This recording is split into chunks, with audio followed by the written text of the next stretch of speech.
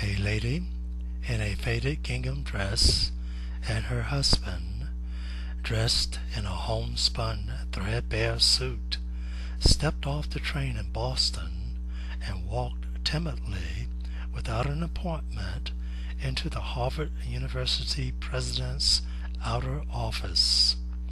The secretary could tell in a moment that such backwoods country hicks had no business at Harvard, and probably didn't even deserve to be in Cambridge. She frowned as the man softly said, "We would like to see the president." "He'll be busy all day," the secretary snapped. "We will wait," the man replied. For hours, the secretary ignored them, hoping that the couple would finally become discouraged and go away. But they didn't. The secretary grew frustrated and finally decided to disturb the president, even though it was a chore she always regretted.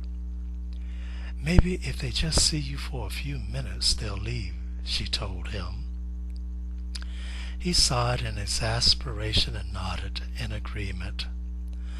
Someone in his importance obviously didn't even have time to spend with them.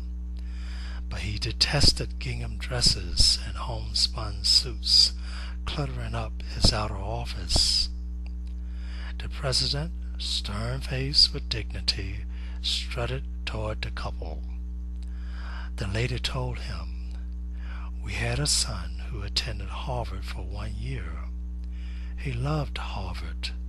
He was happy here. But about a year ago, he was accidentally killed. My husband and I would like to erect a memorial to him somewhere on the campus." The president was not touched. He was shocked. "Madam," he said gruffly, "we can't put up a statue for every person who attended Harvard and died. If we did, this place would look like a cemetery." "Oh no," the lady explained quickly. "We don't want to erect a statue. We thought we would like to give a building to Harvard." The president rolled his eyes, glanced at the gingham dress and homespun suit, then exclaimed, "A building? Do you have any earthly idea how much a building costs? We have over $7.5 million in physical plant at Harvard." For a moment, the lady was silent. The president was pleased. He could get rid of them now. Then the lady turned to her husband and quietly said, "Is that all it costs to start a university? Why don't we start our own?" Her husband nodded in agreement. The president's face wilted in confusion and bewilderment.